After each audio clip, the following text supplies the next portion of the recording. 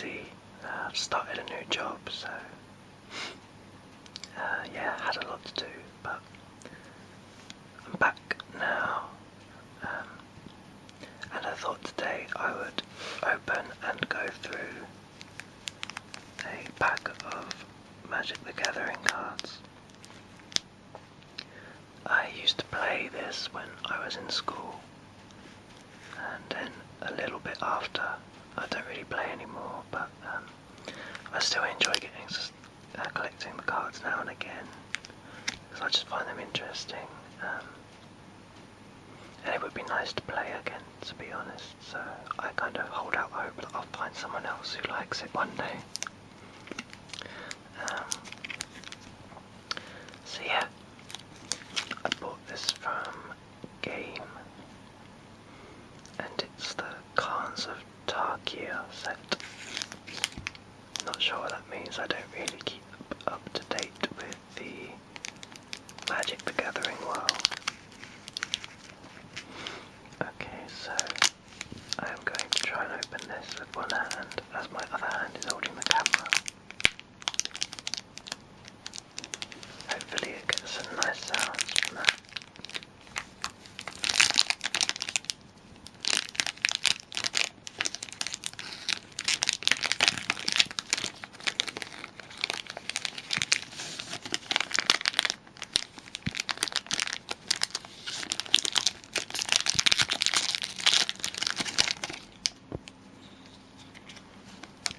So I'm just going to go through the cards, see what we've got. So this is a black card or swamp card. There are 5 main types in Magic the Gathering, as you can see here on the back.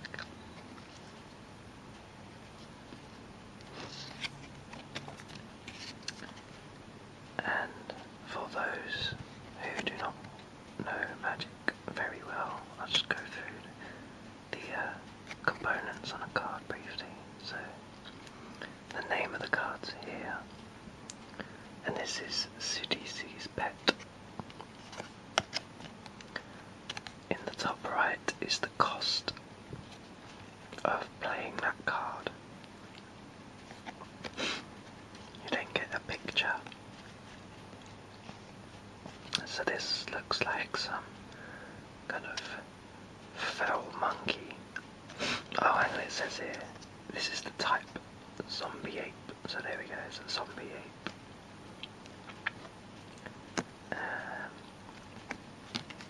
In the bottom right here is its attack and then defense. And this middle part here shows its abilities. So lifelink and morph. And then some cards have a little sentence just giving a bit of background to the card in terms of the overall Magic the Gathering world. So this one says, the Sultai distinguish between pet and slave by the material of the chain. The Sultai don't sound like an awesome bunch of people.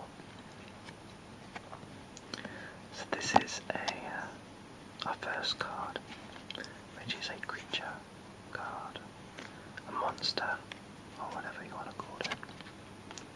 And in the game you basically put these out to battle for you. And they are quite common, really. This is a different type of card. This is an artifact. And it's a Temur banner. Not sure. It costs 3 to play. And it says savagery to survive, courage to triumph. It's pretty cool. And basically what this does is it adds a forest, island or mountain to something called your mana pool, which is basically the thing you use to pay for cards, to pay for playing them.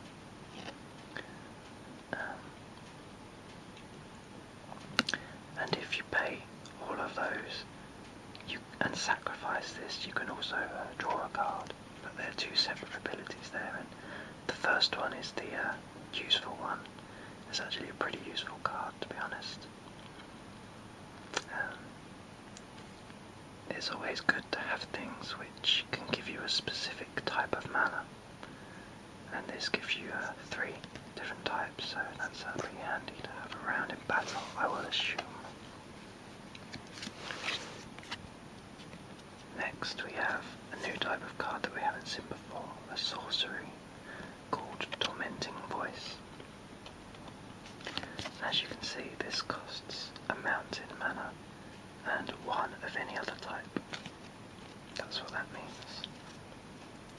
So Tormenting Voice, it does this. It says, as an additional cost to cast the Tormenting Voice, discard a card. So there is that. But you also get to draw 2 cards.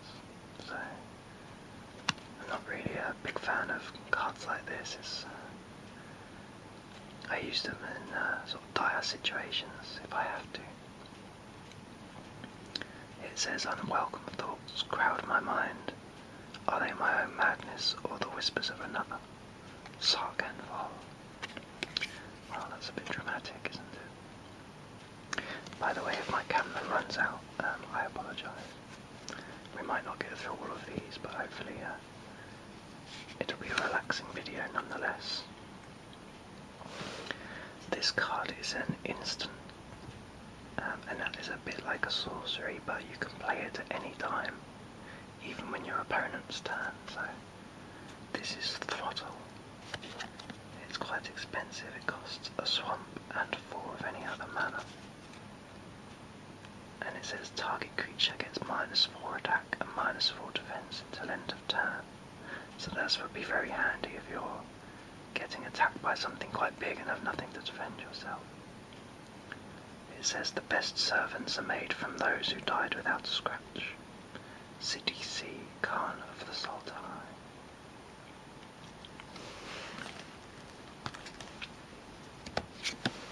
Next we have Archer's Parapet, and this is, I've been forgetting to say the colours, sorry, but this is a forest, a green card. It's another creature, but it's a specific type. It's a wall. And walls can't attack. It says here defender, that means can't attack. It has an ability where if you pay the cost, each opponent loses 1 life. So that would be quite useful if your opponent is nearly dead, but you're doing quite well. You just need to finish them off. As it can't attack, it doesn't have an attack value, just a relatively high defense like most walls. And it says every shaft is graven with a name from a kin tree, calling upon the spirits of the ancestors to make it fly true. They're all quite dramatic, these flavour texts at the bottom, aren't they? This card is another creature, a human warrior, and it's golden colour, which means it's mixed type, and as you can see the cost is a forest, an island and a mountain, and 3 others. And it's a Snowhorn Rider, and it's a pretty badass card. As you can see, it's got 5 attack and defense. It has Trample, which helps deal damage to an opponent. I won't go into too much detail. It can Morph,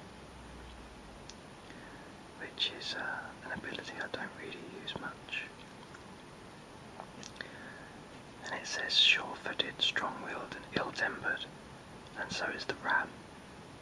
Yeah, that's obviously talking about the rider itself, rather than the creature it's riding.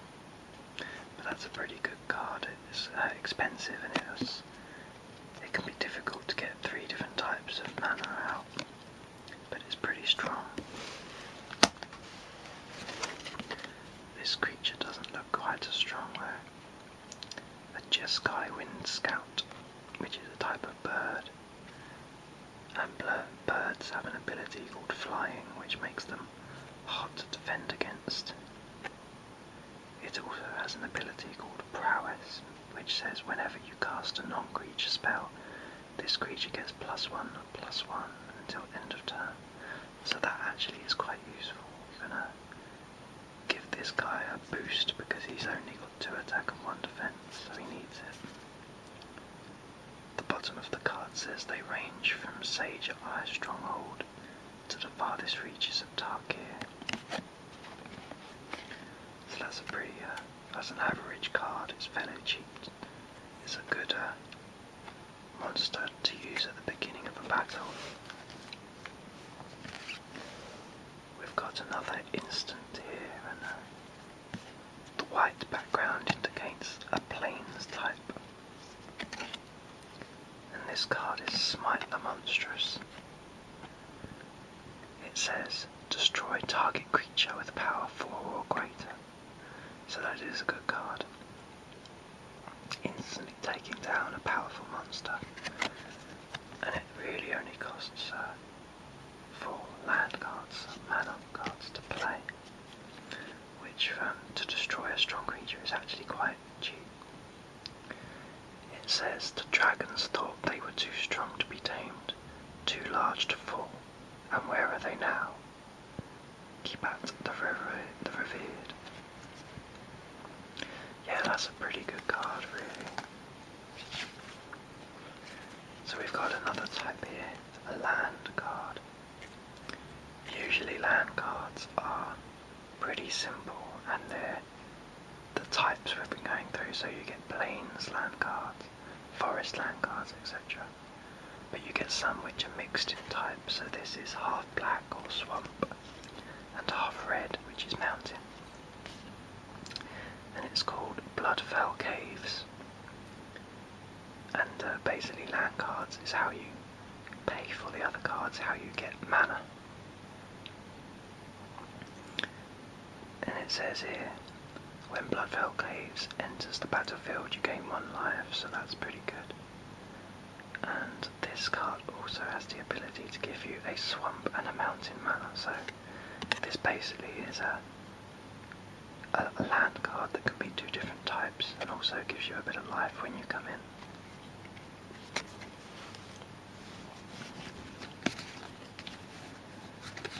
What have we got next?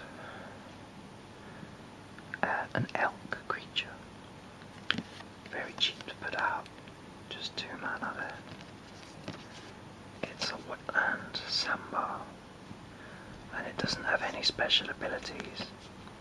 It's just a 2/1 cheap creature to put out. It says, as a test of calm and compassion, a Jeskai monk softly approaches a grazing sandbar and offers it a lotus from his or her hand. If the creature eats, the student ascends to the next level of training.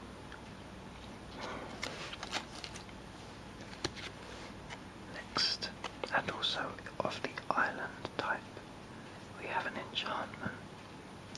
And enchantments are spells that stay in play, so whereas a spell you cast it and then that's it, enchantments you cast and they linger.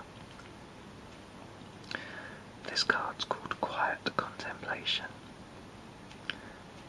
and what it does is whenever you cast a non-creature spell, so that's an instant, a sorcery, enchantment, artifact, anything like that, you may pay 1 additional mana.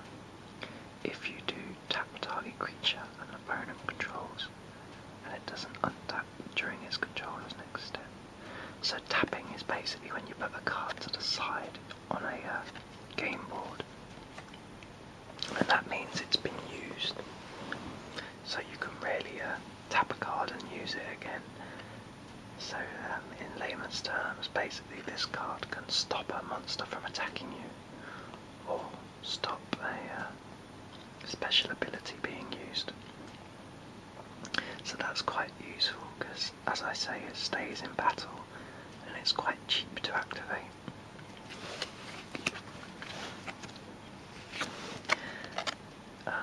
we've actually got another wall. It's quite rare to get two walls in one pack. They're not very common, not as common as this makes them seem. But this one seems pretty good. It's Dazzling Ramparts. Fairly expensive to put out, but it has a 7 defense value, and it has a special ability which allows you to tap a target creature, like we were just talking about. And the text says, when Anafenza holds court under the first tree, the gates of Mer-Ek are sealed. No safer place exists in all of Tarkir.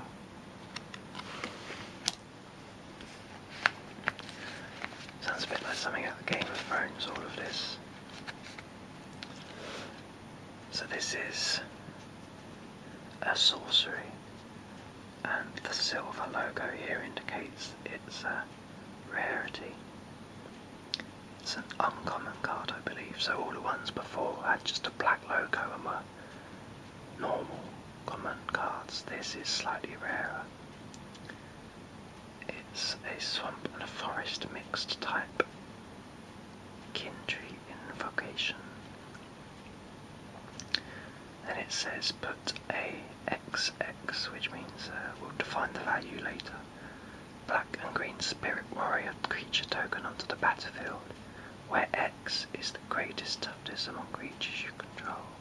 So that's pretty good. It basically lets you put lets you create a creature onto the battlefield that's as strong as the one you've already got out there. Which is, that's pretty useful. It says the passing years add new rings to the tree's trunk, bolstering the spirits that dwell within. And my camera's about to run out, so I'll just quickly show you the rare card. Mantis Rider. It has flying vigilance and haste and is an utter badass. And this is a normal land card, an island. So thank you for watching, guys. Hope that relaxed you. See you soon.